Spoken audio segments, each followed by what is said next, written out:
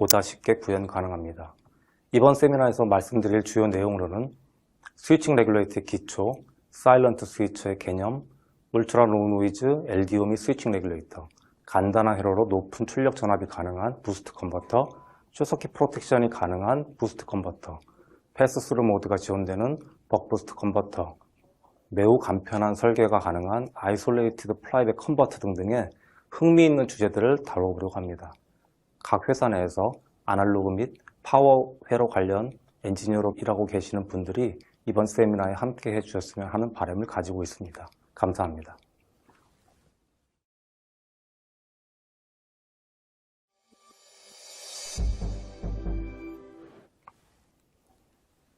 안녕하세요. ADI의 안녕하십니까. 아날로그 디바이스의 노일입니다.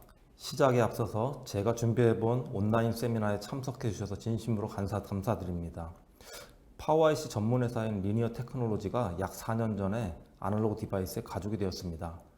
합병 후에도 파워 IC 분야의 변화와 혁신은 계속되었으며 업계 최초 또는 신개념이라는 수식어를 붙일 수 있는, 즉 과거에는 없었던 신개념의 파워 IC에 대해 소개를 드리는 시간을 가져보려고 합니다. 파워 IC 분야는 디지털 IC 분야와는 다르게 상대적으로 조용한 개선과 혁신이 지속되어 왔습니다. 이런 혁신을 통해 과거에는 원하시는 회로 설계 및 구현이 매우 어려웠거나 또는 복잡했거나 또는 실현 가능하지 않았던 어플리케이션이 보다 쉽게 구현 가능합니다. 이번 세미나에서 말씀드릴 주요 내용입니다. 스위칭 레귤레이터 기초, 사일런트 스위처의 개념, 울트라 로우 노이즈 LDO 및 스위칭 레귤레이터, 간단한 회로로 높은 출력 전압이 가능한 부스트 컨버터, 숏서킷 프로텍션이 지원되는 부스트 컨버터, 패스스루 모드가 지원되는 벅 부스트 컨버터, 매우 간편한 설계가 가능한 아이솔레이티드 플라이백 컨버터 등등의 주제들을 1부와 2부에 거쳐 약 50분씩 다루어 보려고 합니다. 참고로 금일 온라인 Q&A를 위해서 몇 분이 대기하고 있습니다. 세미나 진행 중에 질문을 올려주시면 바로 답변을 드릴 예정입니다. 금일 제 목표는 지루한 시간이 되지 않도록 최선을 다해 보겠습니다. 스위칭 레귤레이터의 기초에 대해 잠시 말씀드리겠습니다. 스텝다운 컨버터, 벅 컨버터의 기초적인 내용이라고 생각해 주시면 될 것 같습니다. 적절한 제품 선정을 위한 절차입니다. 적절한 스위칭 레귤레이터 선정을 위해서는 우선 입력 전압 범위의 확인이 필요합니다. 다음으로는 출력 전압 조건과 출력 전류 맥스 사양 확인이 필요합니다. 추가로 저전류 시의 효율이 중요한지 또는 노로드 조건에서의 입력 전류를 최소화하는 것이 필요한지도 확인이 필요합니다. 기본적으로 인덕터는 전류의 흐름을 방해하는 소자입니다. 또한 에너지를 저장하는 소자입니다. 적절한 제품 선정을 위해 가장 중요한 파라미터는 스위치 전류를 계산해 보는 것입니다. 사실 벅 컨버터를 선정할 때는 스위치 전류 계산을 위해서 별도의 시뮬레이션이나 듀티 사이클 계산 이런 것들은 필요하지 않습니다. DC-DC 컨버터는 파워 변환 시 약간의 파워 로스를 고려하셔야 됩니다. 즉 100%의 파워 변환 효율은 존재할 수 없습니다. 벅 컨버터 선정 시에는 임의로 약 90% 정도의 효율을 가정해 보실 수 있습니다. 저희 회사 웹에서 AN19라는 어플리케이션 문서를 찾아보실 수 있습니다. 이 문서는 24년 전에 만들어진 문서입니다. 즉 1986년도에 만들어진 문서이긴 하지만 DC-DC 컨버터에 대한 기초적인 개념과 이해를 도울 수 있는 매우 좋은 문서입니다. 아시는 바와 같이 벅 컨버터는 입력 전압이 출력 전압보다 높을 때 사용하는 컨버터입니다. 예를 들어 입력 전압이 12V이고 원하시는 출력 전압이 5V 또는 3.3V라고 가정해 보겠습니다. 입력 전압 맥스 스펙에 따라 적절한 내압을 가진 제품 선정이 필요합니다. 최근에 저희 제품들은 차량용 타겟으로 만들어진 제품들이 많이 있습니다. 42V 맥스인 제품들은 승용차의 배터리 입력 전압에서 주로 동작되지만 로드 덤프라는 특수한 조건을 고려하여 42V 맥스로 설계되었습니다. 상용차는 보통 2개의 직렬 배터리를 입력으로 사용합니다. 그래서 좀 더 높은 로드 덤프 전압 조건이 있습니다. 저희 제품 중에 60 내지 65V 입력 전압 스펙을 가지는 제품들이 여기에 해당되는 제품들입니다. 예를 들어 출력 전류를 1A 맥스로 가정하면 인덕터에 흐르는 피크 전류는 자료의 1번처럼 약 1.3A 정도에 해당됩니다. 따라서 최소 1.3A 이상의 스위치 전류 스펙을 가지는 제품의 선정이 필요합니다. 실제 출력 전류가 1A 맥스인데 과도한 마진을 고려해서 5A, 6A 이런 스위치 전류 스펙을 가지는 제품을 굳이 선정하실 필요는 없습니다. 예를 들어 과도한 스펙의 제품을 선정하고 나서 오버로드, 숏서킷 프로텍션 이런 것까지 고려하면은 인덕터가 세츄레이션 되는 일이 없도록 인덕터 사이즈와 세츄레이션 전류 스펙이 높은 인덕터가 사용이 되어야 됩니다. 이번에는 부스트 컨버터입니다. 부스트 컨버터는 출력 전압이 입력 전압보다 높을 때 사용하는 컨버터입니다. 즉 5V 입력 전압을 12V로 만드셔야 될 경우 부스트 컨버터가 필요합니다.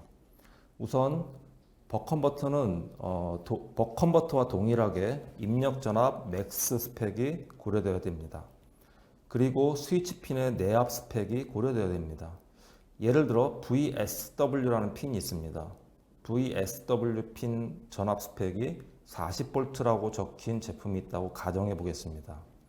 이 컨버터를 사용하여 낼 수 있는 최대 출력 전압은 40V 마이너스 2V 정도인 38V라고 생각하실 수 있습니다. 부스트 컨버터의 스위치 전류는 벅 컨버터와는 조금 다르게 계산이 되어야 됩니다. 예를 들어 2A의 스위치 전류 스펙을 가지는 제품이라고 가정해 보겠습니다. 2A가 출력 가능 전류를 의미하지 않는다는 점에 주목해 주셨으면 합니다. 예를 들면 2A의 스위치 전류 스펙을 가지는 제품을 5V 입력, 40V 출력으로 사용하게 되면 출력 가능 전류는 약 150mA 정도밖에 안 됩니다. 적절한 부스트 컨버터를 선정하기 위해서는 약간의 계산이 필요합니다. 적절한 부스트 컨버터를 선정하기 위해서는 우선 입력 파워를 계산해 보아야 됩니다. 예를 들어 출력이 9W고 효율 90%라고 가정해 보겠습니다. 입력 파워는 약 10W 정도가 될 것입니다. 다음으로 입력 전압을 5V라고 가정하고 입력 평균 전류를 계산해 보겠습니다. 10W 나누기 5V는 약 2A 정도입니다.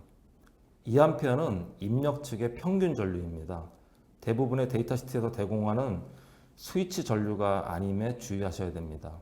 실제 스위치 전류는 물론 선정하신 인덕터의 인덕턴스와 관련이 되긴 하지만 계산된 입력 측 평균 전류보다 최소 20% 정도 높다고 생각하셔야 됩니다. 따라서 계산된 스위치 전류는 2.4A이며 약 3A의 스위치 전류를 가지는 제품을 선정하시는 것이 필요합니다. 벅 컨버터와 동일하게 과도한 마진을 고려하여 5A, 6A의 스위치 전류 스펙을 가지는 제품을 굳이 선정하실 필요는 없습니다. 벅 컨버터의 실제 스펙입니다. 데이터시트 1페이지에는 1.4A라는 표현이 있습니다. 이 스펙을 출력 가능 전류로 이해하실 수 있습니다. 추가로 데이터시트의 뒤편으로 가시면은 아래의 테이블과 같은 이런 스펙이 보입니다. 스위치 전류 리미트라고 되어 있고요. 민, 티피컬, 맥스 값이 기입되어 있습니다. 대부분의 이 스펙은 대부분의 제품은 2.2A의 스위치 전류를 가지지만 1.9A 또는 2.6A의 스위치 전류를 가지는 제품도 저희 회사에서는 양품으로 보겠다는 의미입니다. 따라서 실제 제품 선정을 위해 필요한 스펙은 미니멈 값이 좀 더 중요합니다. 1.4A에 곱하기 플러스 30%는 약 1.82A입니다. 이 제품의 스위치 전류 민 스펙이 왜 1.9A로 적혀 있는지 이해가 되실 수 있을 것 같습니다. 저희 회사의 모든 제품은 이런 원리가 반영되어 스펙이 적혀 있습니다. 부스트 컨버터의 실제 스펙 예입니다. 데이터시트의 첫 번째 페이지에 1A라는 표현이 있습니다. 다시 한번 말씀드리지만 이 스펙을 출력 가능 전류로 이해하시면 절대 안 됩니다. 추가로 데이터시트의 뒤편에 보시면은 버컨버터와 동일하게 스위치 전류 리미트라는 스펙에 민, 티피컬, 맥스 값이 기입되어 있습니다. 동일하게 정확한 제품 선정을 위해 가장 중요한 스펙은 미니멈 값입니다. 회로 예입니다. Vout, Iout을 확인하여 주십시오. 출력 파워는 12V 300mA, 즉 3.6W 정도입니다. 효율이 85%라고 가정을 하면 입력 파워를 계산하실 수 있습니다. 다시 한번 이런 과정을 통해서 계산을 해보시면은 계산치는 약 입력 전류 기준으로 약 1A 정도일 것입니다. 부스트 컨버터의 데이터시트 1페이지에 적혀 있는 전류는 스위치 전류입니다. 따라서 적절한 제품 선정을 위해 약간의 어플리케이션에 따른 계산이 필요합니다. 전에 말씀드린 바와 같이 제품 선정을 위해 스위치 전류 계산을 위해서 별도의 시뮬레이션이나 듀티 사이클은 필요하지 않습니다.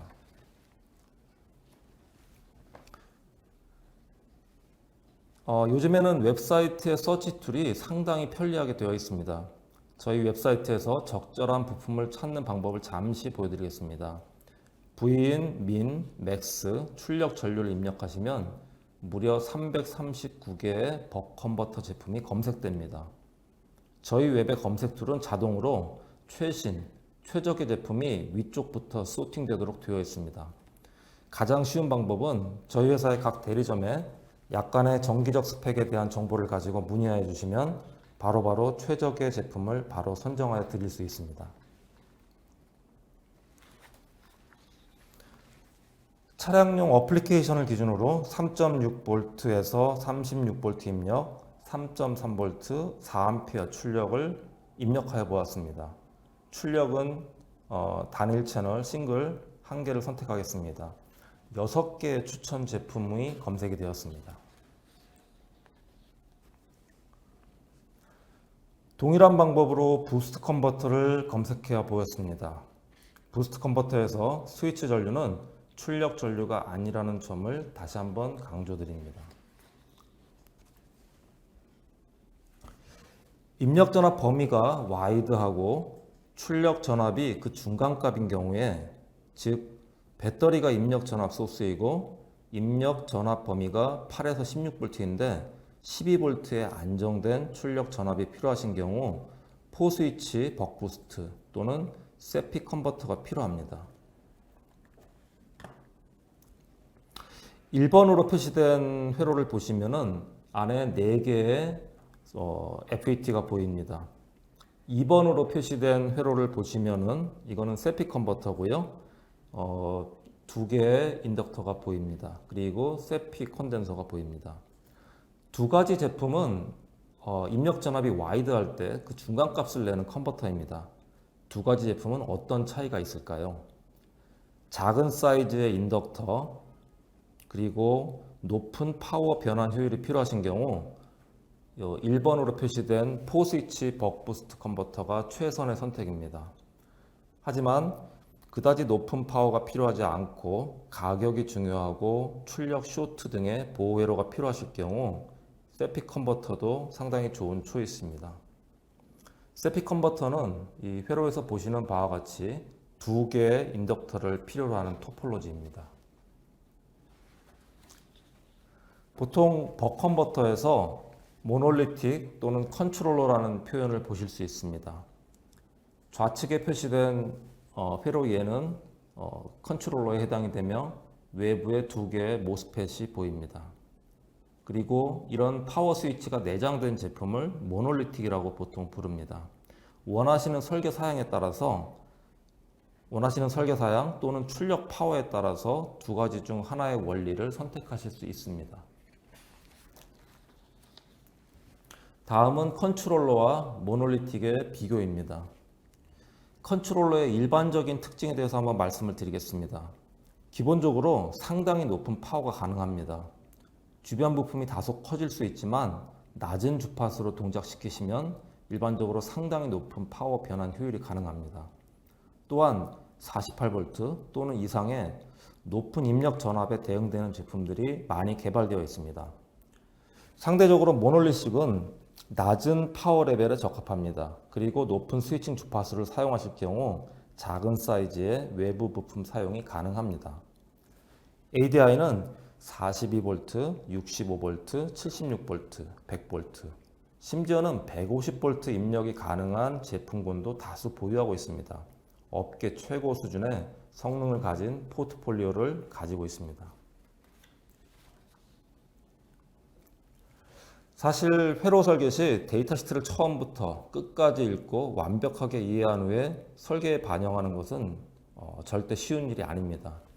ADI의 버컨버터 데이터 시트는 적어도 1페이지의 특징 부분만을 한번 잘 읽어보시면 제품의 특징과 밸류를 쉽게 이해하실 수 있도록 작성이 되어 있습니다. 예를 들어 표시한 이 제품은 우수한 EMI 특성을 위한 설계가 반영되어 있습니다. 여기 보면 사일런트 스위처 2 아키텍처라는 표현이 보입니다. 그리고 높은 스위칭 주파수를 선택하시더라도 상당히 높은 파워 변환 효율을 기대할 수 있는 제품입니다. 데이터 시트에 2MHz에서 12V, 5V를 뽑을 때 95%의 변환 효율을 가진다는 표현이 보입니다. 또한 저전류에서도 낮은 Q 커런트가 가능합니다. 보시면 2.5 마이크로암페어 IQ라는 표현이 보입니다. 기본적으로 트랜지언트 성능이 우수하며 좀 더 우수한 트랜지언트 성능이 필요하시면은 익스터널 컴펜세이션을 선택하실 수 있는 그런 제품입니다. 저희 회사가 자랑하고 있는 사일런트 스위처라는 제품에 대한 설명을 드리겠습니다. 사일런트라는 의미는 한국말로 조용하다, 노이즈 발생이 적다라고 이해하실 수 있습니다. 미국 사람들은 스위칭 레귤레이터를 스위처라고 부릅니다. 즉, 사일런트 스위처는 노이즈 발생이 적은, 즉 EMI가 우수한 스위칭 레귤레이터라고 이해하시면 될 것 같습니다. 2014년에 등록된 미국 특허입니다. 제목을 보면은 magnetic field cancellation in switching regulator, 즉 스위칭 레귤레이터에서 자속을 상쇄하는 이런 게 특징이고요. DC-DC 컨버터의 입력단에 2개의 콘덴서가 보입니다.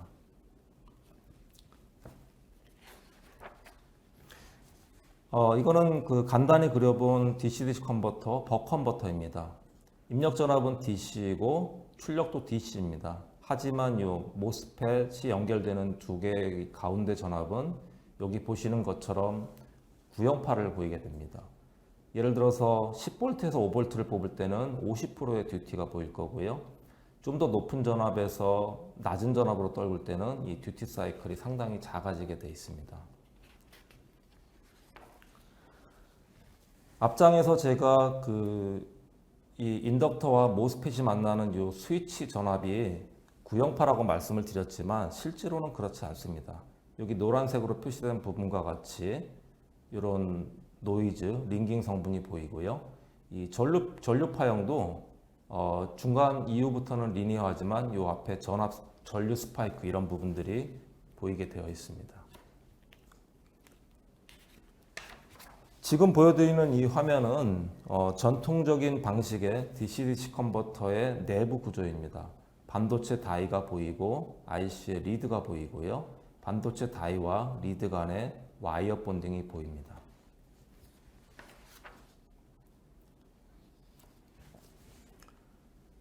DC-DC 컨버터에서 입력 핀과 첫 번째 모스펫 탑 스위치 간에는 와이어 본딩이 사용이 되어 있습니다. 이 와이어 본딩에는 기생 L 성분 그리고 기생 R 성분이 존재합니다. 이게 다 EMI의 소스이고요.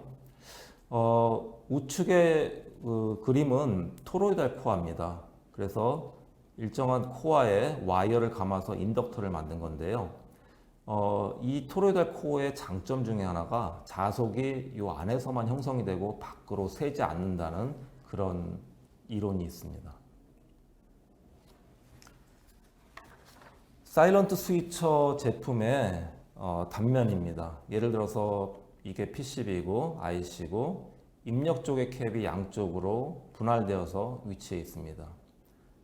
자석이 돌아가는 부분이 보이십니다. 이따 다시 한번 비디오로 한번 보여드리겠습니다. 좌측의 IC 구조는 전통적인 IC의 구조입니다. 그래서 반도체 다이와 반도체 핀 간에 그 와이어 본딩이 있고요. 사일런트 스위처라고 하는 제품은 조금 다르게 설계가 되어 있습니다. 반도체 다이가 보이고 IC의 리드가 보입니다. 반도체 다이와 IC 간에는 마치 PCB처럼 굵은 패턴이 형성이 되어 있습니다. 이전에 말씀드린 와이어 본딩의 기생 L 성분, R 성분을 줄이기 위해서 설계를 이렇게 했습니다. 반도체 다이도 와이어 본딩으로 연결이 되지 않기 때문에 지금 보시는 것처럼 플립칩이라는 이런 형태로 되어 있습니다. 그래서 ESL과 R 성분을 줄이는 이런 역할을 합니다. IC의 뒷면을 보시면은 그림처럼 되어 있습니다. 가장 중요한 특징 중에 하나는 입력 캡을 분할해서 붙이고 이게 자속이 상쇄된다는 이런 이론입니다. 기존의 LT8610이라는 제품은 사일런트 스위처가 아니고요. 지금 보시는 것처럼 스위칭 파형을 보시면은 링깅 부분이 상당히 많이 보입니다. 하지만 사일런트 스위처는 여기 보시는 하늘색처럼 링깅 부분이 거의 없는 것이 특징입니다. 그리고 요 아랫부분을 보시면은 요게 데드 타임입니다. 그래서 지금 보시면은 8614라는 제품이 하늘색이고 데드 타임이 많이 짧아졌다는 것을 보실 수 있습니다.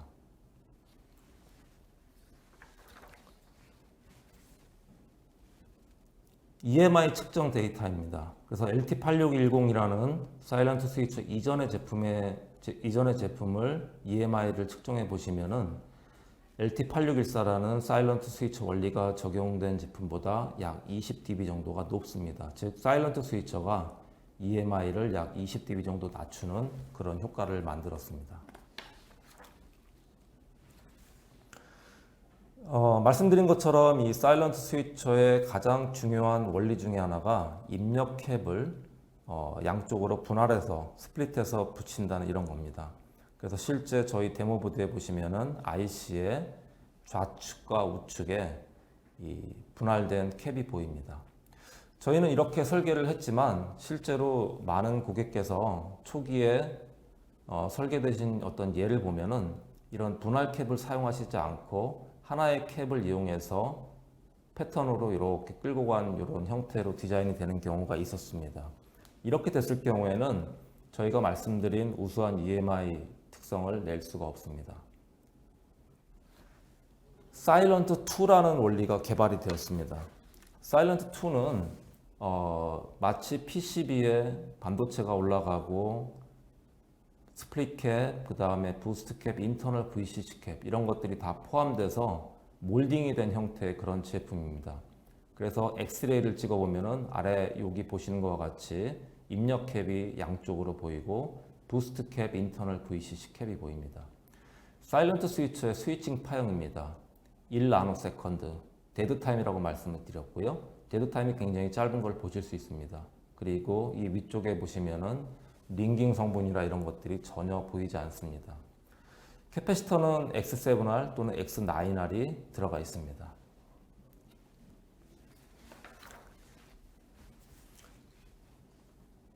사일런트 스위처로 개발된 제품의 데모보드와 특징입니다.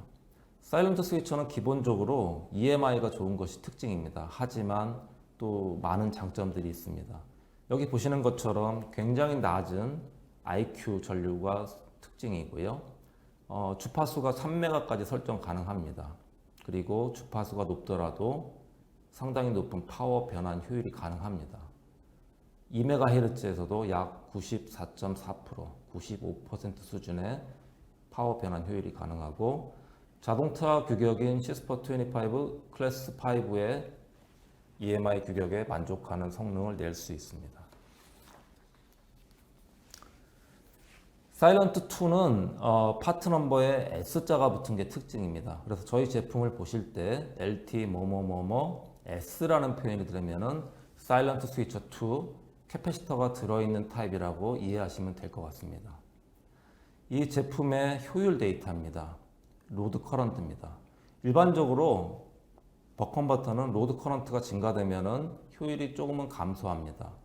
기존 제품보다 로드 커런트가 증가되어도 효율이 많이 감소되지 않는다. 높은 효율이 어느 정도 유지된다는 것이 이 제품의 특징이고요. 그리고 또 다른 특징은 보통 스위칭 주파수를 올리면 효율이 또 많이 감소가 됩니다. 그렇지만 이 사일런트 2 제품은 여기 보시는 것과 같이 스위칭 주파수를 올려도 효율이 상당히 높게 유지가 되고 있는 것들이 특징입니다. 사일런트 2를 다시 한번 말씀드리면은 EMI가 기본적으로 좋고 높은 스위칭 주파수를 선택하시더라도 상당히 높은 파워 변환 효율을 기대하실 수 있는 것이 현재 특징입니다. 사일런트 1, 사일런트 2, 그리고 이제는 사일런트 3에 대해서 한번 잠깐 말씀을 드려보겠습니다.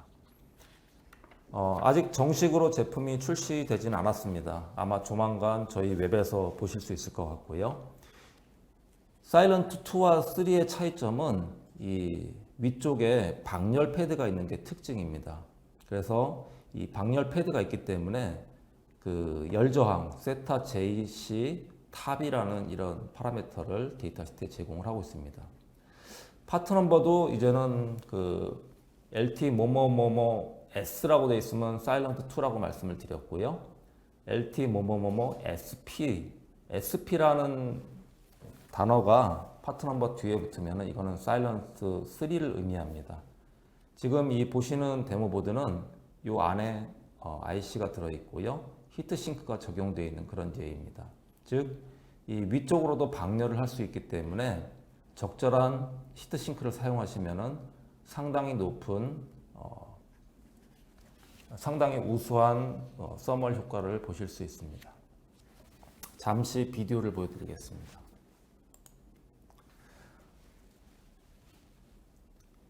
EMI가 굉장히 중요한 제품들이 많이 있습니다. 계측기, 자동차, 우주항공 이런 분야들이 EMI. 지금 이거는 이제 기존의 전통적인 방식의 스위칭 레귤레이터에서의 그 EMI 소스를 보여드리고 있습니다. 사일런트 스위치 아키텍처는 조금 다르게 설계가 됐습니다. IC를 뒤집어서 붙이고 스플릿 캡을 적용을 합니다. 이 스플릿 캡을 적용을 하게 되면은 그림으로 보여드린 것 같이 이렇게 자속이 상쇄되는 효과를 보실 수가 있습니다. 결국은 자속이 일정한 범위 내에 갇혀서 레디에이티드, 컨덕티드 EMI가 좋아집니다. 기존의 IC의 EMI 데이터와 사일런트 스위처가 적용된 원리는 약 20dB가 차이가 난다고 말씀을 드렸습니다.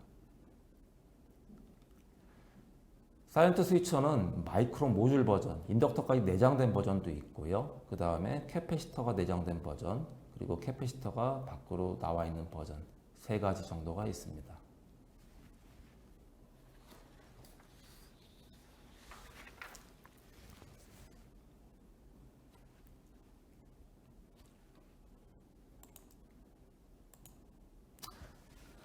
파워에서 궁극적으로 달성이 필요한 목표는 크게 세 가지입니다. 첫 번째로 제품 출시를 위해 무조건 필요하신 EMI 규격을 만족해야 됩니다. 높은 파워 변환 효율로 발열을 무조건 줄여야 됩니다. 추가로 최대한 작은 사이즈의 회로를 구현해야 됩니다. 소개드린 사일런트 스위처는 세 가지 요구사항을 만족할 수 있도록 설계된 그런 제품입니다. 사일런트 스위처는 기본적으로 버컨버터부터 시작이 되었습니다. 하지만 동일한 원리가 이제 다른 제품군에도 계속 적용이 돼서 제품들이 다양해지고 있습니다. 약 2주 전에 LT8336이라는 제품이 저희 회사 웹에 올려졌습니다.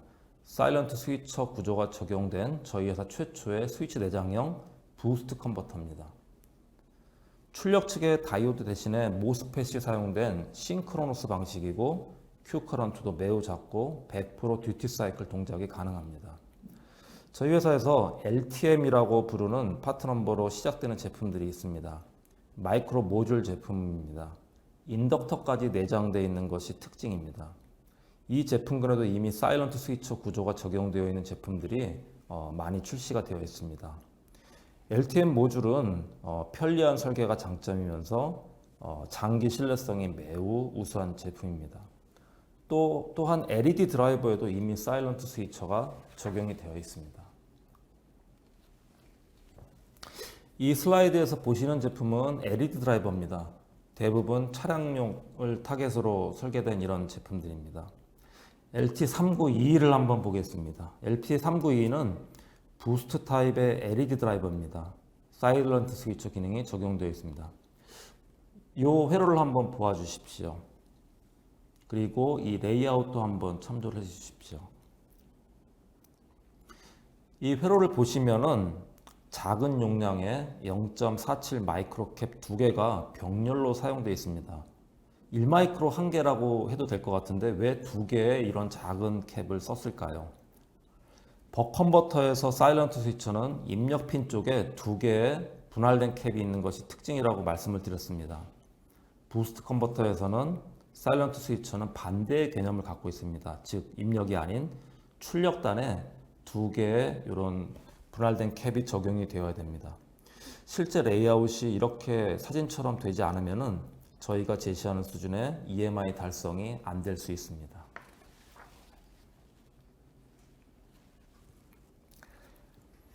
구글에서 LM317이라는 단어로 키워드 검색을 해봤습니다.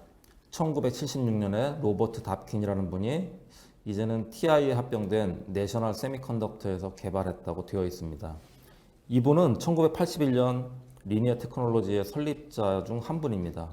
이분이 30년 후에 또 다른 형태의 LDO를 하나 개발을 했습니다. 잠시 이 스펙 테이블을 보아주십시오. LT317, LT1086, LT3080이 보입니다.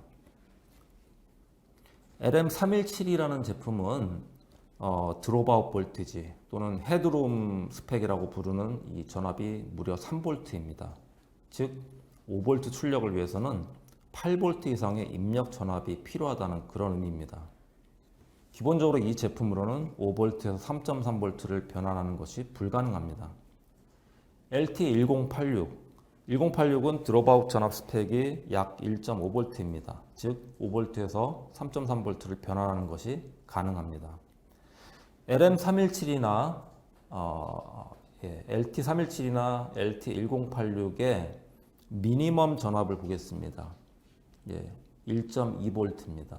하지만 LT3080 같은 경우에는 0V라는 표현이 보입니다. 이따가 다시 한번 설명을 한번 드리겠습니다. 저희 웹에서 그 1년간 개발된 신제품을 검색해 보실 수가 있습니다. 전체 159개 제품이 개발이 되었고 파워 제품은 약 45개 정도가 됩니다. 즉 일주일에 한 개꼴로 신제품이 개발되고 있다고, 신제품이 출시되고 있다고 보시면 될 것 같습니다. 즉 ADI 전체 신제품의 약 30% 정도 되는 수준을 파워 관련 부품이 차지하고 있다고 보시면 될 것 같습니다.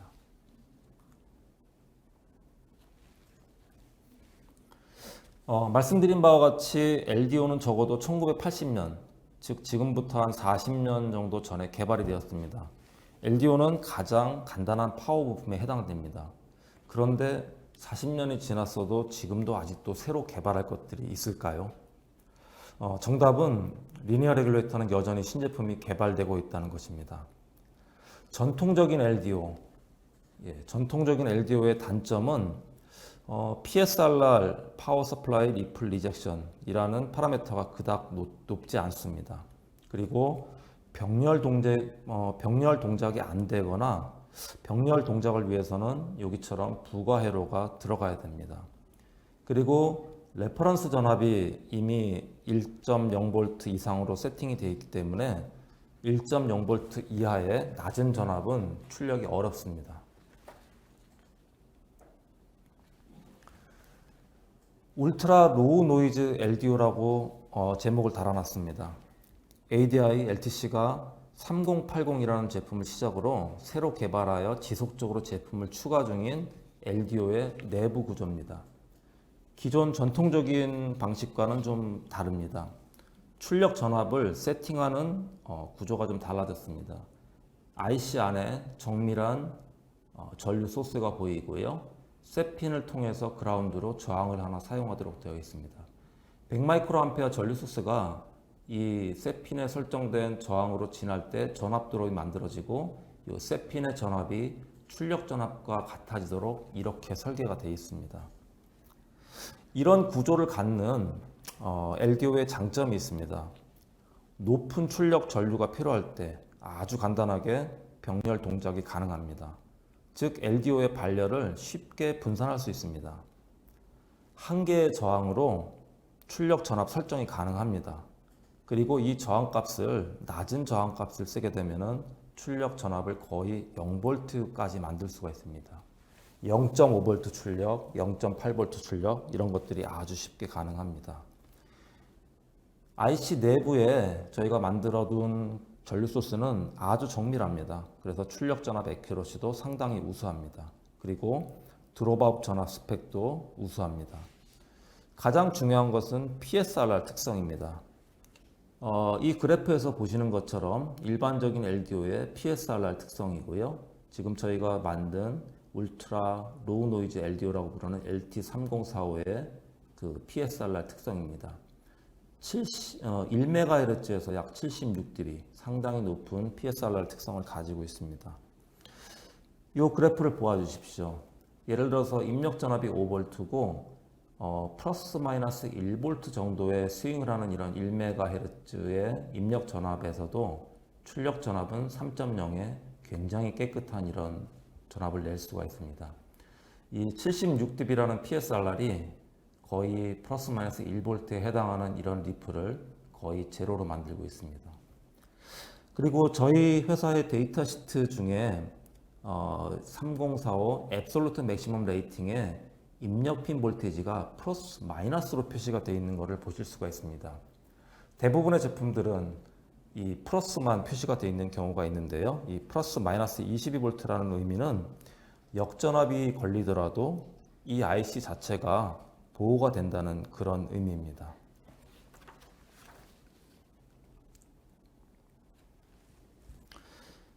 상단의 회로 위에는 스위칭 레귤레이터로 높은 전압을 한번 낮은 전압으로 내린 다음에 뒷단에 LDO를 추가해서 노이즈에 민감한 PLL IC, RF IC, 이런 IC 등의 파워를 공급하는 예를 보여드리고 있습니다. LDO의 입력 전압을 7V로 설정을 하였고 출력 전압을 5V로 설정을 하였습니다. LDO에는 약 2V 정도의 전압 차이가 나게 만들었습니다. 사실 6V에서 5V도 가능한 IC입니다. 하지만 왜 굳이 2V의 전압 차이로 설계를 했을까요? 정답은 하단 중간에 있는 특성 그래프와 같이 PSRR이 약 2V 정도 차이가 났을 때 우수하기 때문입니다.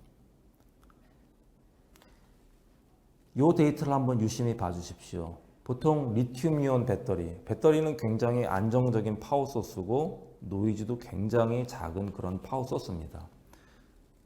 리튬이온 배터리의 노이즈 특성이 지금 파란색으로 표시가 되어 있고 저희 LDO인 LT3045의 출력 특성이 초록색으로 표시가 되어 있습니다. 이 LDO의 출력 특성은 심지어 리튬이온 배터리보다 더 우수합니다.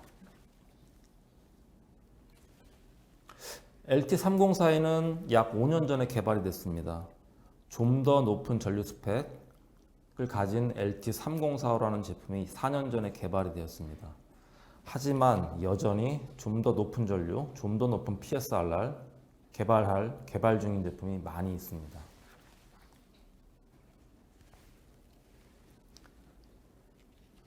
바로 전에 제가 스위칭 레귤레이터로 높은 입력 전압을 한번 내리고 그 뒷단에 LDO를 추가해서 노이즈에 민감한 PLL IC, 이런 IC 등의 파워를 공급하는 회로 예를 한번 보여드렸습니다. 이런 회로의 단점은 중간에 LDO를 사용하는 것입니다. LDO는 상당한 발열이 있을 수밖에 없습니다. 내부에 커런트 소스를 사용한 LDO의 장점과 사일런트 스위처의 장점을 합성한 제품이 개발이 되고 있습니다.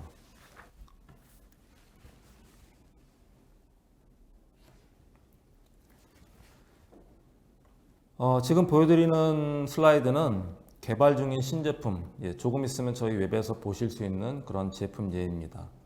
출력 쪽에 PG, FB라는 표현이 보입니다. 마치 피드백 저항처럼 보입니다. 하지만 이거는 피드백을 위한 그런 핀은 아니고요. IC에 셋이라는 핀이 있습니다. 그리고 10kΩ이 적용이 되어 있습니다. 이 셋 핀 안에는 전류 소스가 들어 있습니다. 즉 저항 한 개로 출력 전압을 설정하는 그런 기능이 되어 있습니다. 출력단에 인덕터가 보입니다. 이거는 LDO가 아니라 분명히 스위칭 레귤레이터입니다. 이 아래의 표를 한번 봐주십시오. 리튬이온 배터리의 노이즈가 약 2.7 마이크로볼트 RMS 수준입니다. 신제품의 출력 노이즈가 2.7 또는 3.7 마이크로볼트 RMS 수준입니다. 현재까지 개발된 가장 좋은 스위칭 레귤레이터의 출력 노이즈 수준은 최소한 100 마이크로볼트 이상입니다. 이런 제품을 사용하면은 포스트 LDO 개념을 없애고 발열도 상당히 줄일 수 있습니다. 기대해 주십시오. 저도 기대하고 있습니다. 출시가 얼마 남지 않았습니다. 파워 변환 효율과 필요한 보드 면적 사이즈는 매우 밀접한 관련이 있습니다. 이 좌측에 보이는 상단 하단의 그림은 저희가 최근에 개발한 LT8650S라는 최신 듀얼 벅 컨버터의 데모보드 사진입니다. 우측에 있는 요 상단 하단에 있는 이 데모보드 사진은 굉장히 오래전에 개발된 컨트롤러 타입의 표준 데모보드입니다. 두 데모보드의 출력 사양이 똑같습니다. 5V 4A, 3.3V의 4A입니다. 이 옛날 제품은 28V 맥스고 최근에 개발한 이 제품은 42V 맥스입니다. 이 신제품의 데모보드 뒷면에는 EMI 필터까지 적용이 되어 있습니다. 즉 데모보드 단품으로 EMI 규격을 만족할 수 있도록 설계가 되어 있습니다.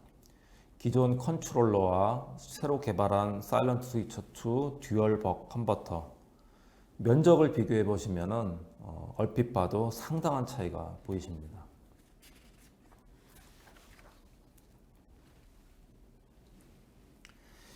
이전 페이지에서 LT8650S라는 제품을 한번 말씀을 드렸습니다. 이 제품은 8650S의 동생뻘 되는 제품이라고 보시면 될 것 같습니다. 출력 사양이 3.3V 2A, 5V 2A, 듀얼 2A 정도 수준입니다. 데모보드에 IC, 인덕터 2개, 출력 캡 2개, 그리고 인풋 캡 이 정도가 보입니다. 그리고 5V, 3.3V, 1.8V 이런 일반적인 출력 전압이 필요하실 경우에는 별도의 피드백 저항도 필요하지 않도록 설계가 되어 있습니다. IC에 보시면은 D0, D1이라는 핀이 보이시고요. 이거의 세팅에 따라서 5V, 3.3, 1.8과 같은 이런 전압들은 피드백 저항이 없이도 설정이 가능하게 그렇게 만들었습니다. 그리고 어느 정도 수준의 트랜지언트 성능만이 필요하신 경우에는 별도의 컴펜세이션 회로도 필요하지 않습니다. 그리고 2MHz의 스위칭 주파수를 선택하면은 별도의 RT핀의 저항도 필요하지 않습니다. 그래서 지금 이 보시는 회로가 자동차 배터리 입력 전압에서 5V 2A, 1.8V 2A를 내는 가장 심플한 그런 회로 예입니다.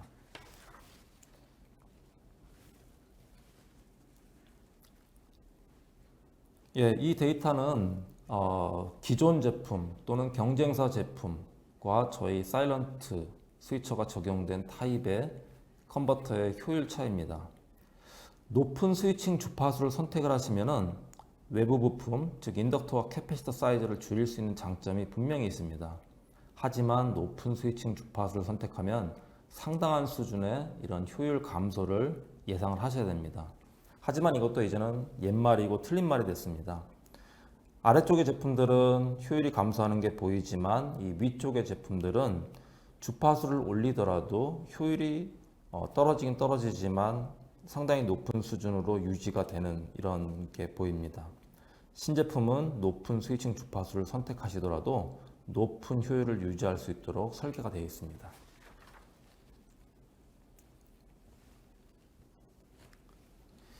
기존에 10A, 15A 이런 출력 전류 스펙이 필요하신 경우에는 무조건 컨트롤러 타입을 선정하시는 게 필요했습니다. 그리고 이런 형태의 스위치 내장형 컨버터 같은 경우에는 출력 전류 스펙은 거의 5A, 6A 이 정도가 한계였습니다. 하지만 ADI가 새로 선보인 이런 스위치 내장형 DC-DC 컨버터는 이제 출력 전류 스펙이 무려 10A, 15A 이런 제품이 출시가 되어 있습니다. 이런 제품은 스위칭 주파수를 높게 설정을 해줘도 기본적으로 효율이 높고 로드가 증가되어도 효율이 일정 수준 유지가 됩니다. 하이커런트 벅 컨버터입니다. 예를 들어서 LT8646이라는 제품은 65V 입력의 8A 제품입니다. 두 개의 제품을 병렬로 연결해서 사용을 하시면 약 16A의 전류를 만들 수가 있습니다. 일부 핀을 묶고 첫 번째 IC의 클럭 아웃 핀을 두 번째 IC의 싱크 핀에 연결하면 끝입니다. 별도의 클럭 IC가 필요하지 않습니다. 우측의 회로에는 4개의 IC를 연결해서 각 10A짜리입니다. 40A 출력을 내는 회로 예를 보여드리고 있습니다. 기존에는 무조건 컨트롤러를 사용해야 가능한 이런 어플리케이션입니다. 하지만 이제는 스위치 내장형 제품으로 이런 고전류 어플리케이션이 쉽게 달성 가능합니다. 저희는 15A 이런 고전류 제품도 만들지만 100mA 출력 제품도 스위칭 레귤레이터로 만들고 있습니다. 이유는 수요가 있기 때문입니다. 예를 들어 배터리가 입력 소스이고 매우 작은 로드 조건에서 상시 동작을 하는 어플리케이션이 필요할 수 있습니다. 발열 우려가 없기 때문에 사실은 LDO를 사용하실 수도 있습니다. 하지만 LDO는 제한된 효율로만 동작이 될 수밖에 없습니다. LDO를 사용하면 입력 전류가 증가됩니다. 이 효율 데이터를 한번 봐주십시오. 예를 들어서 24V에서 3.3V를 LDO를 사용을 하면은 효율이 13%밖에 안 되는 그런 어플리케이션입니다. 하지만 ADI에서 새로 만든 로우 커런트 벅 컨버터를 사용하면은 효율을 약 85% 수준으로 올릴 수가 있습니다. 즉 입력이 배터리라고 가정을 하면 배터리단에서 끌어오는 전류 소모를 획기적으로 줄일 수가 있습니다. 고전압 출력이 가능한 컨버터입니다. 전통적인 컨버터의 예고요. 예를 들어서 12V에서 300V가 필요하실 경우에 이 가운데 트랜스포머를 꼭 사용을 하셔야 됩니다. 트랜스포머는 회로 면적과 높이를 상당히 차지합니다.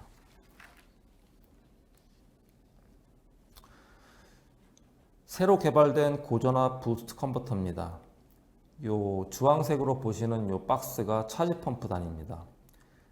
기본적인 부스트 컨버터에 약간의 차지 펌프 회로만 추가하면은 플러스 250 또는 마이너스 250V 이런 전압을 아주 간단한 회로로 만드실 수 있습니다. 아이솔레이션이 필요하지 않을 경우에 트랜스포머 대신 인덕터와 약간의 회로로 높은 출력 전압이 가능하게 만든 게 이 제품의 특징입니다. 산업용 또는 차량용 라이다라고 하는 어플리케이션이 이 제품의 타겟입니다.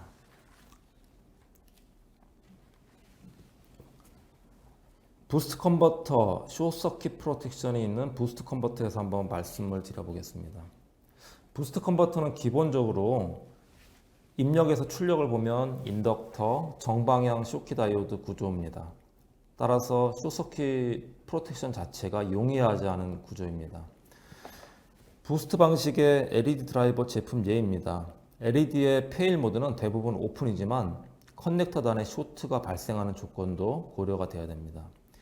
1세대 제품은 LED 오픈 시만 보호회로 개념이 적용이 되어 있습니다. 2세대 제품부터는 LED 쇼트 시에 부스트 LED 컨버터의 쇼트 시에 대한 보호회로도 적용이 되어 있습니다. 부스트 컨버터는 출력 쇼트 시 보호회로가 용이하지 않다고 말씀을 드렸습니다. 새로 개발 중인 제품 예입니다. 높은 효율이 가능한 싱크로너스 부스트 컨버터입니다. 그래서 이 부분에 다이오드가 아닌 모스펫이 사용이 되어 있습니다. 이 모스펫 다음에 또 추가의 모스펫이 하나 더 보입니다. 이 모스펫으로 원하시는 경우엔 출력을 디스커넥트하는 기능도 가능하고 출력 쇼트 시 회로 보호도 가능합니다.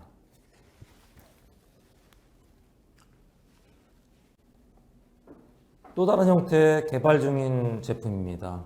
부스트 컨버터고요. 숏서킷 프로텍션을 위해서 입력 쪽에 센스 저항을 사용을 했습니다. 센스 저항의 과도한 전류가 감지가 되면은 모스펫을 오프시키는 이런 회로가 적용이 되어 있습니다.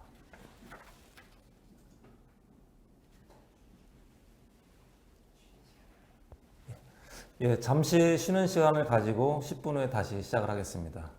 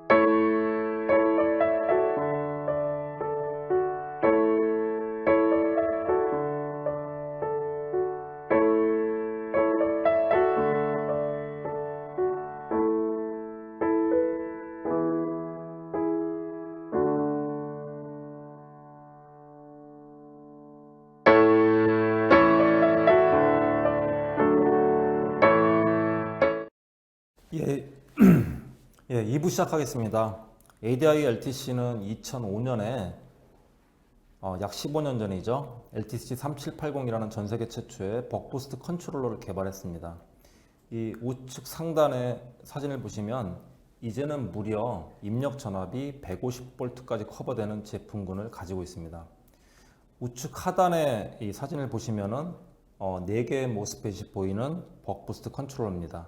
하지만 이제는 단방향이 아니라 양방향 개념까지 생겼습니다. 즉 입력단, 출력단이 배터리라는 전제를 가지고 만들어진 제품입니다. 파워를 이렇게 변환할 수도 있고 이 반대 방향으로도 변환할 수 있는 그런 특징들이 있습니다. 패스스루라는 새로운 컨셉을 한번 말씀을 드려보겠습니다. 일반적으로 차량의 배터리 전압은 8에서 16V이고 로드 덤퍼나 콜드 크랭크 시에 낮거나 높은 전압이 발생이 될 수 있습니다. 예를 들어 최신 차량의 ISG, 스탑앤고 같은 조건이 이러한 배터리 전압에 출렁거림을 만들 수 있습니다. 회로를 보시면 마치 4개의 모스펫이 있는 벅부스트 컨트롤러처럼 보입니다. 하지만 회로 동작은 조금 다릅니다. 패스스루는 한국말로 하면 관통한다 뭐 이런 의미라고 생각하실 수 있습니다. 패스스루는 약간 새로운 컨셉이고요. 여기 보시는 것과 같이 요 파란색이 출력 전압이고 요 자주색이 입력 전압입니다. 예를 들어서 입력 전압이 낮을 경우에는 부스트 컨버터로 동작을 해서 출력 전압을 일정한 수준으로 유지하고 입력 전압이 정상 범위일 때는 스위칭 동작을 하지 않습니다. 그래서 파워를 그대로 관통을 시키고 입력 전압이 너무 높으면은 벅 컨버터로 동작해서 출력 전압을 일정한 범위로 낮춰줍니다. 즉, 이 컨버터를 사용하면 출력 전압을 8에서 16 사이로 유지를 할 수가 있습니다. 기존의 4스위치 벅부스트는 12V에서 12V를 변환한다고 하면 4개의 스위치가 무조건 동작합니다. 하지만 새로운 원리의 이런 컨버터는 입력 전압이 정상 범위일 경우 별도의 스위칭 동작을 하지 않습니다. 이쪽에서 보시면은 저전압일 때 스위칭 동작을 하고 중간 전압일 땐 스위칭을 하지 않고 높은 전압일 땐 스위칭을 하고 이런 원리가 보입니다. 스위칭을 하지 않으면은 효율도 거의 100%에 가깝습니다.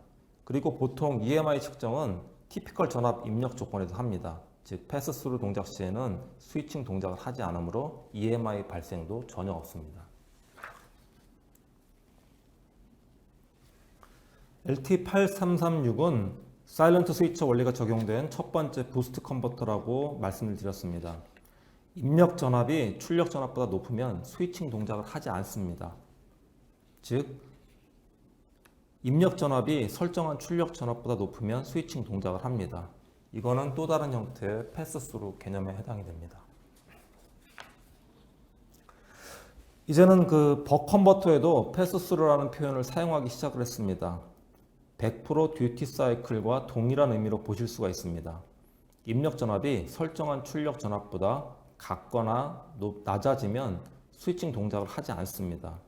일반적인 벅 컨버터의 데모 보드를 보시면은 출력 전압이 12V이면은 권장 입력 전압은 12.XV, 12V보다 높은 전압으로 표시가 되어 있는 것이 대부분입니다.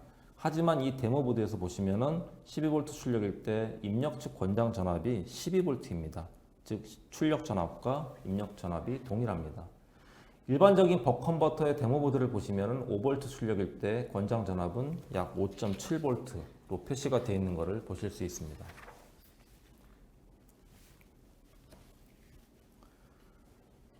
좌측 상단에 보이는 이 사진은 제가 구글에서 찾은 전통적인 플라이백 컨버터의 보드입니다. 딥 타입 IC가 보이고 트랜스포머의 상단에는 옵토 커플러가 보입니다.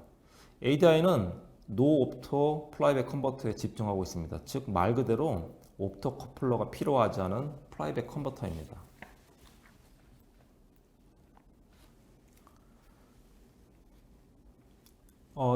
이 데모보드와 이 데모보드의 사진을 한번 봐주십시오. 트랜스포머를 기준으로 좌측에 아주 작은 SOT23 패키지의 작은 IC가 보입니다. 이 작은 IC에 컨트롤러, 파워 스위치가 모두 포함되어 있습니다. 1, 2차 간에 옵토 커플러가 전혀 보이지 않습니다. 즉 여기 보이는 이 부품이 이 플라이백 컨버터를 구성하는 모든 제품입니다. 뒷면에는 어떤 부품도 적용이 되어 있지 않습니다. 이제는 전기차 시대가 되었습니다. 그래서 보통 그 EV는 96셀의 리튬이온 배터리를 가지고 있습니다. 그래서 약 400V에 해당이 되고요. 이런 400V라는 전압에서 낮은 전압, 12V나 이런 전압들을 컨버전하는 것들이 필요합니다. EV 타겟으로 만들어진 그런 제품이라고 보실 수가 있고요. 고전압 입력에 사용이 가능한 노 옵터 플라이백 컨버터 두 종류가 있습니다.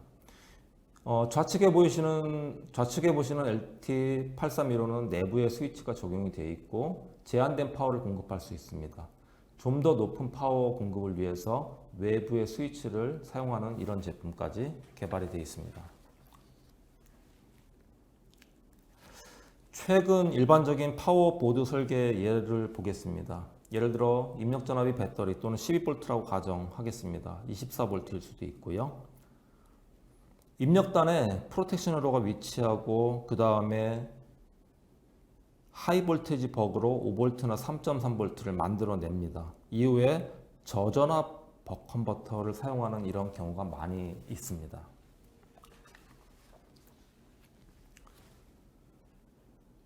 최신 SOC는 기본적으로 고전류를 소모하고 이 전류의 변동이 매우 심하고 빠릅니다. 이 초록색으로 보시는 이 그림이 전류의 변동이라고 보시면 될 것 같습니다. 이런 심한 전류 변동에서의 리플 전압을 3% 이내로 요구하는 이런 스펙들이 나오고 있습니다. 이런 3% 이내를 만족하기 위해서 출력 캡을 많이 사용하면 어느 정도 요구 수준을 만족할 수 있습니다. 하지만 ADI 장점은 작은 수의 캡을 써서 이러한 엄격한 요구사항을 만족하는 것입니다. 좌측의 파형은 일반적인 트랜지언트 파형입니다. 우측의 파형은 조금 모양이 틀립니다. 출력 전류가 증가되면 출력 전압이 잠시 떨어졌다가 회복되지 않고 유지가 됩니다. 그리고 출력 전류가 감소하면은 출력 전압이 상승되고 다시 회복되지 않습니다. 이런 걸 보통 AVP, 어댑티브 볼티지 포지셔닝이라고 부릅니다. 이 방법이 오히려 3% 이내 이런 엄격한 트랜지언트 요구사항을 만족할 수 있는 좋은 방법이 될 수 있습니다. ADI는 1A에서 12A에 이르는 작은 사이즈, 개선된 효율, 오토모티브 코어까지 완료된 제품 패밀리를 지속적으로 개발하고 있습니다. 이 제품들은 모두 5V 또는 3.3V 입력을 타겟으로 한 그런 제품들입니다. 이전에 스위칭 주파수를 올리시면은 효율이 감소될 수 있고 대신에 주변 부품이 작아질 수 있다는 그런 말씀을 드렸습니다. 이 화면에서 보시는 이 좌측의 보드에는 400kHz로 설계한 예입니다. 그리고 동일한 IC로 2메가로 설계했을 때의 그림입니다. 캐패시터 수와 사이즈 그리고 인덕터의 사이즈가 작아질 수 있다는 것을 쉽게 보실 수 있습니다.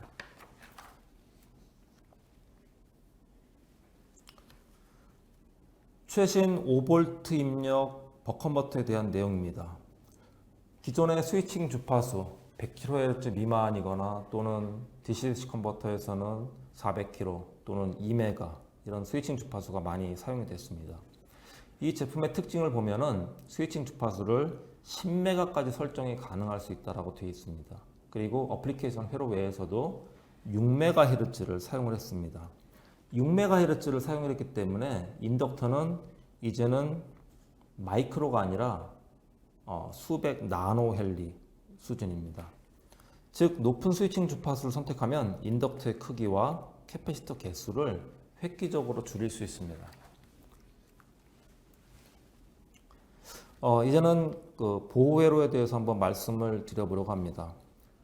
파워 회로는 단 한 번에 정상적이지 않은 입력 전압 조건에서 파괴가 될 수 있습니다. 물론 입력단에 퓨즈를 사용하실 수 있습니다. 하지만 퓨즈는 한번 오픈이 되면 리커버리가 되지 않습니다. 퓨즈는 전류에 의해서 동작되는 소자이고 높은 과도 전압에서는 동작이 되지 않습니다.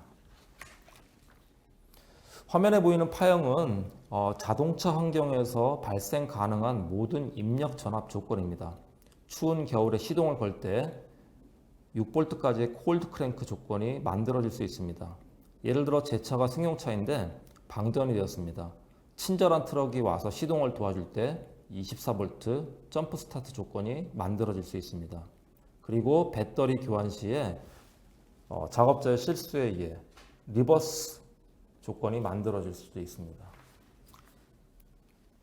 ADI는 서지 스토퍼라고 부르는 제품군을 가지고 있습니다. 그리고 또한 프로텍션 컨트롤러라는 제품군을 따로 가지고 있습니다.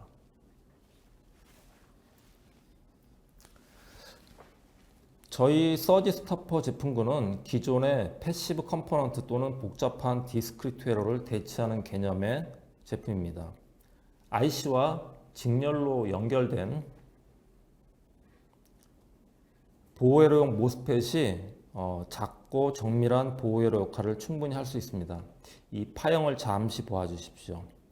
12V 라인에 약 300ms 수준의 100V 서지 전압이 인가되었습니다. 이런 서지 전압은 뒷단에 연결된 회로를 쉽게 파손시킬 수 있습니다. 여기 보시면은 이 출력 쪽에 이 서지 파형이 보이지 않고 일정한 수준으로 클램프 되는 것이 보입니다. 이게 저희 서지 스토퍼의 특징 중에 하나입니다. 입력 측에 하이 볼티지 트랜지언트 조건이 발생이 되었을 때 LT4363이라는 IC 서지 스토퍼는 사이즈가 큰 필터용 부품들을 대체할 수 있습니다. LT4380이라는 제품의 기본적인 회로 동작입니다. 이 제품은 로우 큐 커런트로 설계가 되었습니다. 그래서 항상 파워가 들어오더라도 IC가 소모하는 파워가 그다지 크지 않습니다. 그리고 직렬로 연결된 모스펫이 서지 상황이나 오버커런트 상황 때 쉽게 턴오프 되게 이렇게 설계가 되어 있습니다. 그리고 타이머라는 핀에 캡이 적용되어 있습니다. 이 타이머 캡의 용량에 따라서 클램프 되는 시간과 이런 것들을 조절을 할 수 있게 이렇게 설계가 되어 있습니다. 다음으로는 플로팅 서지 스토퍼입니다. LT4366이라는 제품이고 예를 들어서 지금 입력 전압이 160V라고 되어 있습니다. 100V 이상의 입력 전압에서도 동작되도록 설계가 됐습니다. 하지만 실제 IC의 내압은 200V가 절대 아닙니다. 플로팅이라는 토폴로지를 사용했습니다. IC 하단에 보시면은 R 바이어스라는 핀이 보입니다. 예를 들어서 그라운드 대비 160V입니다. 하지만 IC는 이 그라운드가 아닌 여기를 기준으로 동작을 하기 때문에 200V, 160V가 아니더라도 안정된 동작을 하게 이렇게 설계가 되어 있습니다. LT4356은 저희 1세대 약 13년 전에 출시된 1세대 서지 스토퍼입니다. 기본적으로 이런 부품이 할 수 있는 역할은 리버스 인풋 프로텍션 그리고 센스 저항이 있습니다. 과전류가 흘렀을 때 오버커런트 프로텍션이 가능합니다. 그리고 이 입력 쪽의 높은 서지 전압을 크램프할 수 있는 이런 기능들을 하고 있습니다. 방금 전까지 말씀드린 제품들은 리니어 방식 서지 스토퍼입니다. 즉 서지 발생 시에 모스펫이 아주 잠깐 LDO처럼 동작을 하는 그런 동작입니다. 만약에 이 서지 시간이 길어지거나 연속 서지가 발생한다고 할 때 이 모스펫에 열이 누적될 수 있습니다. LTC7860은 스위칭 서지 스토퍼입니다. 즉 서지 시간이 수백 미리세컨이 아니라 초단위라고 하더라도 열로 인한 문제가 전혀 없습니다. 이 슬라이드는 LTC7860이라는 제품의 티피컬 어플리케이션 회로 예입니다. 3.5V 입력에서 60V 사이의 입력 전압 범위에서 동작을 하고 12V 3.5A 출력입니다. 이 파형의 타임 스케일을 보시면은 약 800ms 정도 됩니다. 800ms의 서지 시간으로 테스트를 하였고 더 긴 시간이라도 상관없습니다.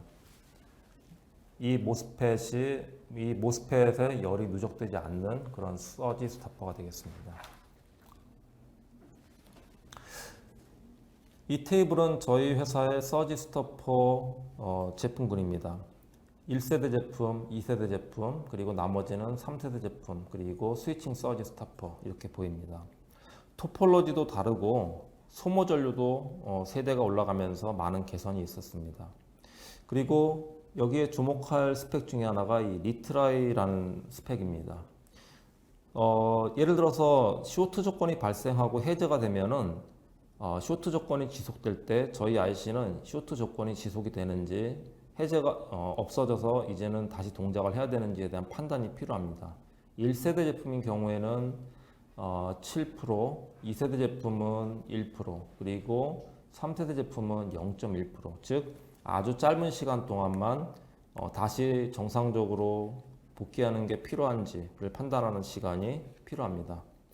예를 들어서 이 각각의 데모보드에 쇼트 조건을 유지한 후 FET 부분을 손으로 만져보시면은 1세대 제품은 따뜻합니다. 하지만 2세대나 3세대 제품 같은 경우에는 열 누적이 전혀 없습니다. 지금까지 말씀드린 제품은 오버커런트 프로텍션 기능이 있는 그런 제품들이었고요. 이제는 오버커런트 기능이 없는 제품을 좀 말씀을 드려보겠습니다. LTC4365는 윈도우 패서라고 부르는 제품입니다. 기본적으로 가능한 프로텍션은 언더볼티지, 오버볼티지, 리버스 인풋입니다. 두 개의 모스펫을 사용해서 아주 간단하게 회로 구성이 가능합니다. 이전에 말씀드린 제품과 비교해보면 우선 센서 저항이 없습니다. 그리고 입력 측 서지를 크램프하는 기능은 없습니다. 즉 정상 전압 범위를 간단한 저항 디바이더로 설정을 하면은 정상 범위 시에는 파워가 통과되고 비정상 범위 시에는 모스펫을 턴오프해서 파워 차단이 가능합니다. 제품은 -1 버전이 또 있습니다. 그래서 -1과 -1이 없는 일반 버전의 차이는 리커버리 타임의 차이입니다. 빠른 리커버리, 즉 폴트 상황이 해제되고 빠른 리커버리를 원하실 경우에는 -1 제품을 선택해 주십시오.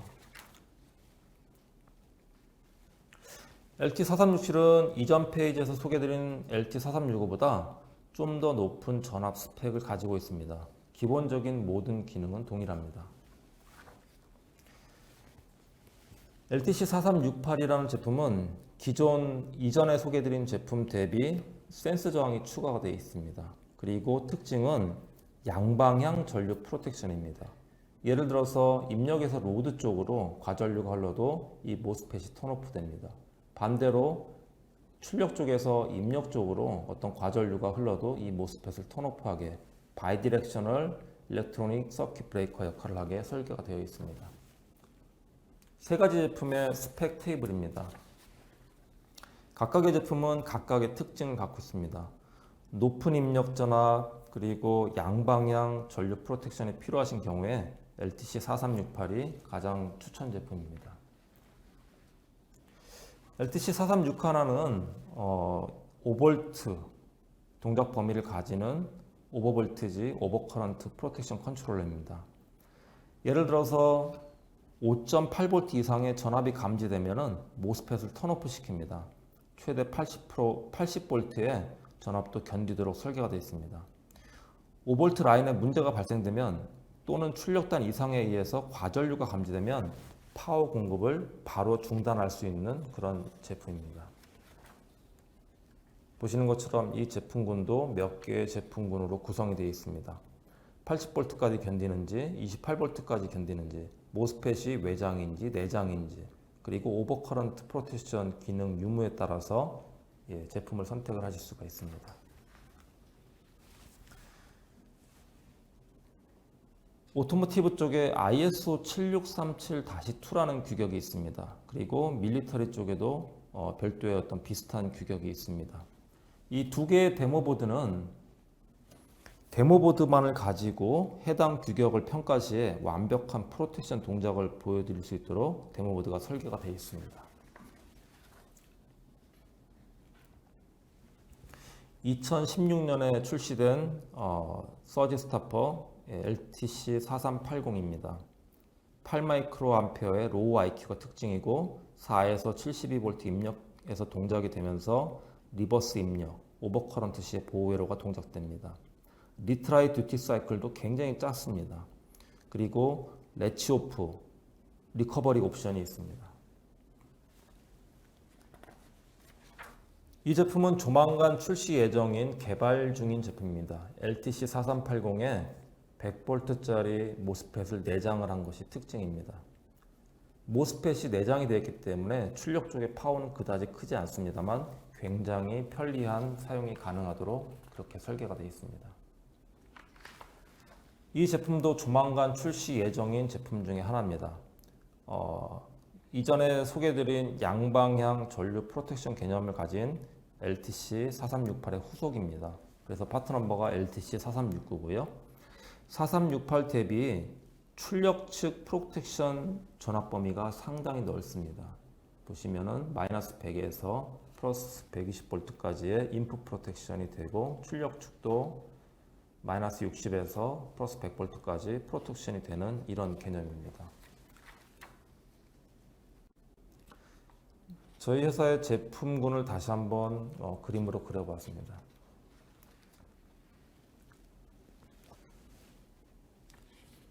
LTC의 ADI의 서지 스토퍼 제품군은 상당히 많이 존재합니다. 하지만 주요 제품만을 스펙 테이블로 만들어 보았습니다. 원하시는 조건, 스펙에 따라서 이 중에 한 제품을 선택하여 사용을 하실 수 있습니다.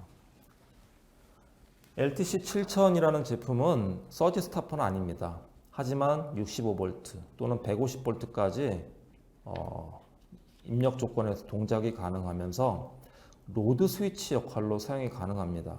오버커런트 프로텍션도 가능합니다. 이 INP라는 핀에 로직 신호를 주면은 이 로드 쪽에 공급되는 파워를 아주 빠르게 고속으로 온, 오프 할 수 있습니다.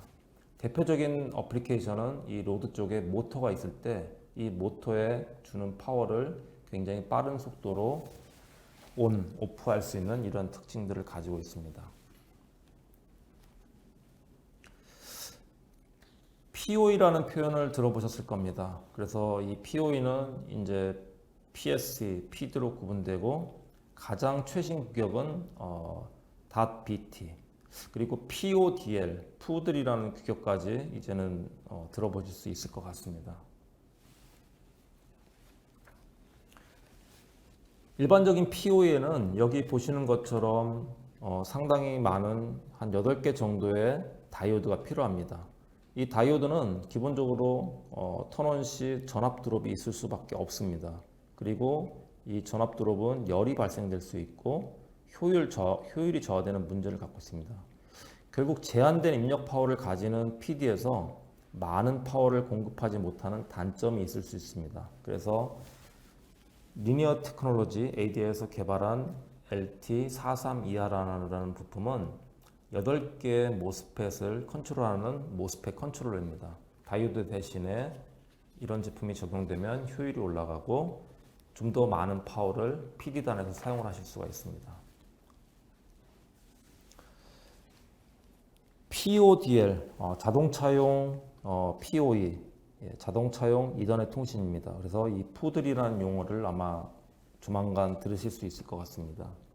이미 2016년 3월에 발명자는 데이빗 듀엘리 리니어 테크놀로지라고 아마 되어 있을 겁니다. 그래서 벌써 한국에 특허 취득이 되어 있는 그런 부품입니다.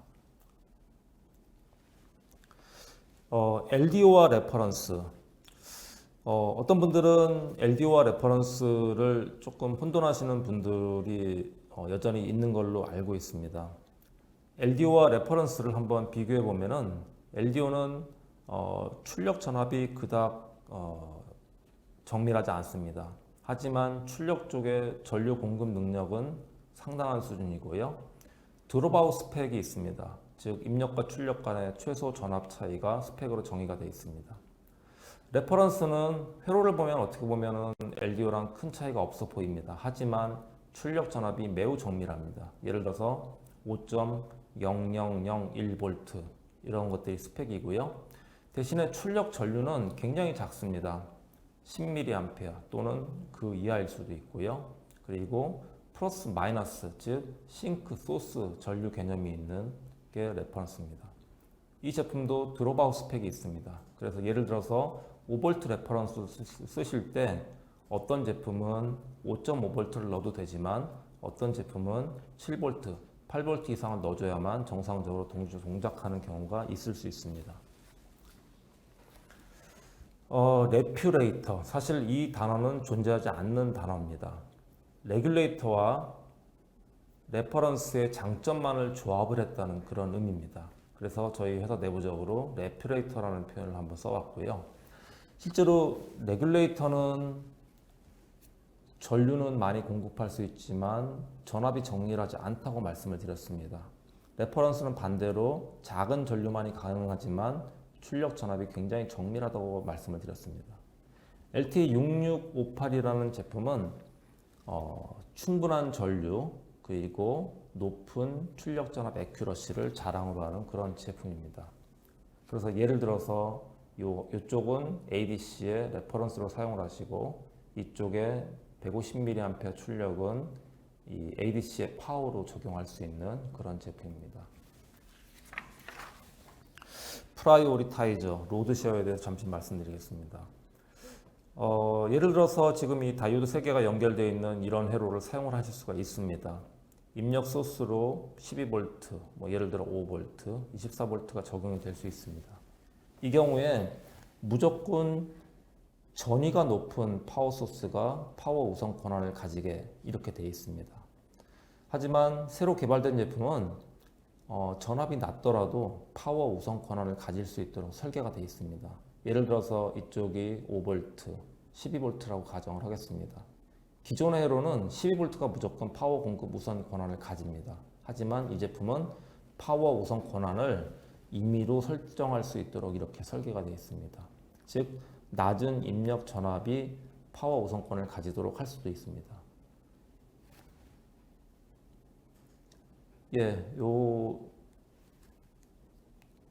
요 파형에서 요 하늘색 부분만을 좀 유심히 좀 봐주십시오. 파워 소스는 14.8V, 12V 두 개의 파워 소스가 연결이 되어 있고 요 하늘색이 현재 그 출력 전압입니다.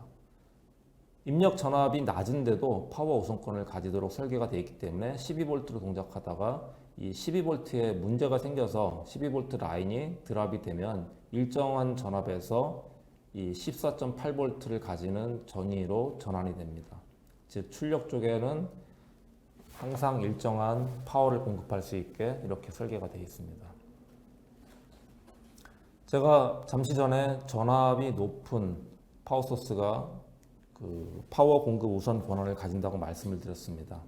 하지만 이 제품은 로드 쉐어라는 특징을 가지고 있습니다. 즉 입력 전압이 12V 플러스 마이너스 0.3V로 표시가 되어 있습니다. 예를 들어 기존 제품에 이쪽 소스가 12.3V고 이쪽 소스가 11.7V라고 하면 100% 전류는 이쪽을 통해서 공급이 되게 되어 있습니다. 하지만 이 새로 설계된 이 제품은 여기 보시는 것처럼 12.2V, 11.9V의 파워 소스가 연결되었을 때 10A를 뽑게 되면은 양쪽에서 5A씩 고르게 이렇게 파워를 공급하도록 설계가 되어 있습니다. 마이크로 모듈이라는 제품이 약 2007년부터 개발이 되었습니다. 2007년에는 저희가 한 10A 정도 수준의 전류를 내게끔 하고 내부에 컨트롤러, 모스펫, 인덕터, 수동 부품을 넣어서 이런 모듈을 만들었습니다. 2013년에는 이 마이크로 모듈에서 익스포즈 패드가 하나 추가됐습니다. 상단으로도 발열을 할 수 있도록 그렇게 설계가 되어 있고요. 2016년에는 마이크로 모듈의 내부 구조가 또 한 번 바뀌고 외부 구조가 또 한 번 바뀌었습니다. 인덕터가 마이크로 모듈의 상단에 이렇게 납땜이 되어 있습니다.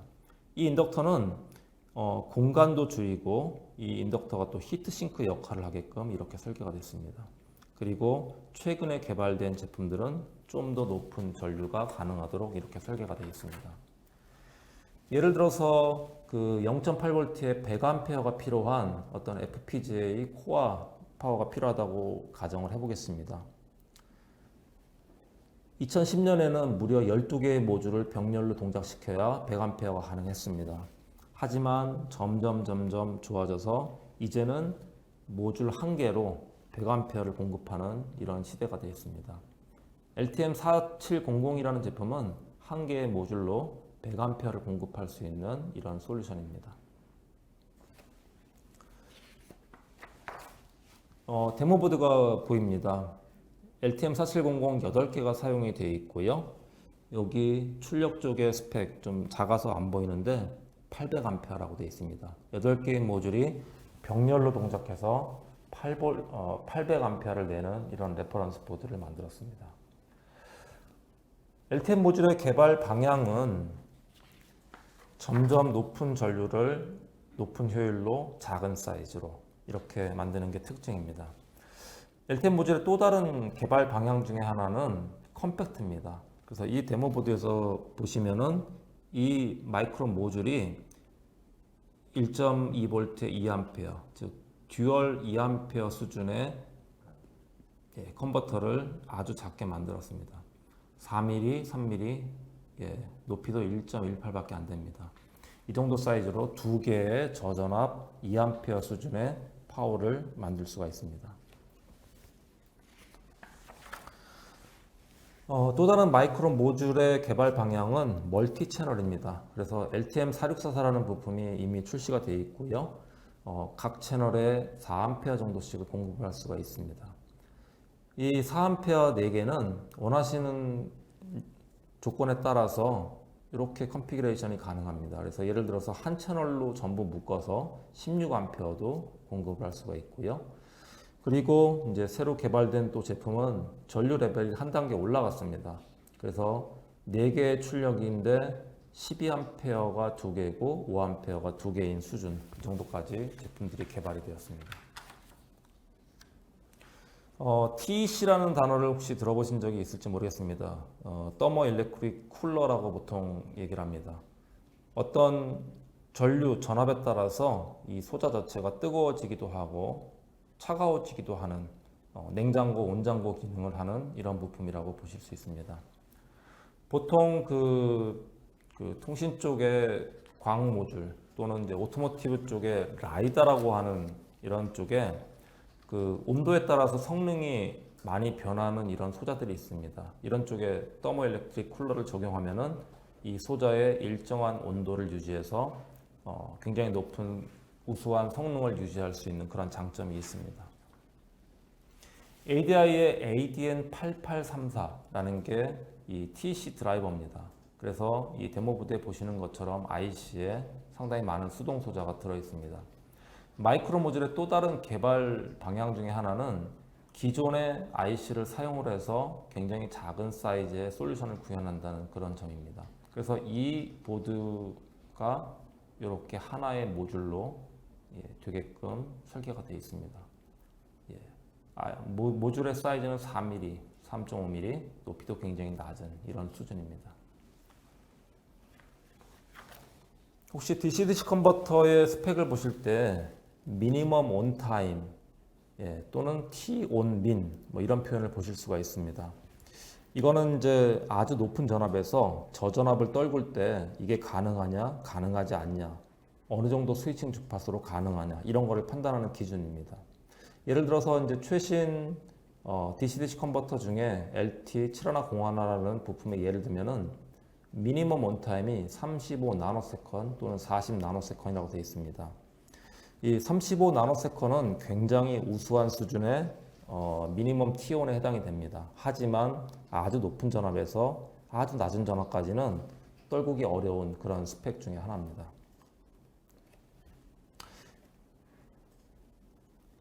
예를 들어서 기존의 그 어떤 전통적인 스텝다운 솔루션입니다. 48V 입력에서 12V로 한번 떨군 다음에 12V에서 다시 1V에 50A를 떨굽니다. 미니멈 T-on 때문에라도 이렇게밖에 할 수가 없었습니다.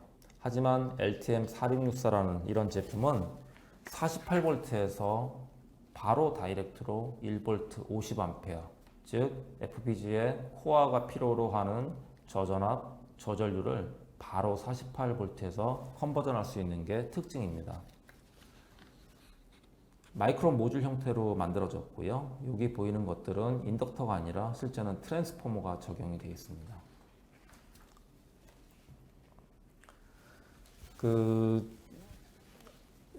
제가 약 2주 전에 동영상을 찍고 이제 그 동영상이 이 이포디스 웹에서 방송이 되면서 그 댓글에 BMS에 대해서도 좀 다뤄달라는 그런 댓글을 본 적이 있습니다. 그래서 그 BMS에 대한 내용을 한 장 준비를 했고요. BMS-IC는 EV, 하이브리드 카 이런 쪽에서 필요한 시대가 되면서 2008년에 1세대 제품이 출시가 됐습니다. 그리고 나서 자동차에 대한 경험을 바탕으로 2세대 제품 LTC6803이라는 제품이 출시가 되어 있고요. 그 다음에 3세대 제품 6804라는 제품이 출시가 됐습니다. 1세대, 2세대 제품보다 훨씬 더 획기적인 그 배터리 모니터링 애큐러시를 제공하는 게 3세대 IC의 특징이고요. 그리고 4세대 IC는 채널 수를 다변화했습니다. 기존에는 모두 12채널이었지만 지금은 6채널, 15채널, 18채널, 12채널 이렇게 4가지로 다변화를 했습니다. 그리고 현재 5세대 제품 중에 한 제품이 데이터 시트가 저희 웹에 떠 있습니다. 뒷장에서 잠시 보여드릴 거고요. 이 5세대 제품은 기본적으로 자동차에서 필요한 안전 등급을 올리고 그 다음에 개선된 ISO SPI 통신 그리고 밸런싱 전류도 상당히 늘렸습니다. 그리고 이거와 또 병행해서 배터리 팩 모니터링 솔루션이 준비가 되고 있습니다. 그리고 LTC6820이라는 ISO SPI 통신을 위한 칩이 또 개선이 되고 있습니다. 그리고 현재 저희는 6세대 제품을 개발을 하고 있습니다. BMS는 ADI가 계속 집중하는 분야 중에 하나입니다. 말씀드린 5세대 IC의 데이터 시트 첫 페이지입니다. 전기차 이런 것들이 96셀 또는 192셀 베이스로 제작이 되기 때문에 저희 BMS IC가 이런 모든 그 배터리 전압을 모니터링을 해야 됩니다. 이제는 파트 넘버가 좀 변경이 되어 있습니다. 기존 제품들은 LTC680X, 681X 이런 식으로 되어 있었지만 이제는 5세대 제품부터는 앞에 파트 넘버가 ADBMS로 바뀌었습니다. ADBMS 681호는 5세대 첫 제품이고 추가로 8채널, 6채널 이런 제품들이 계속 출시가 될 예정입니다.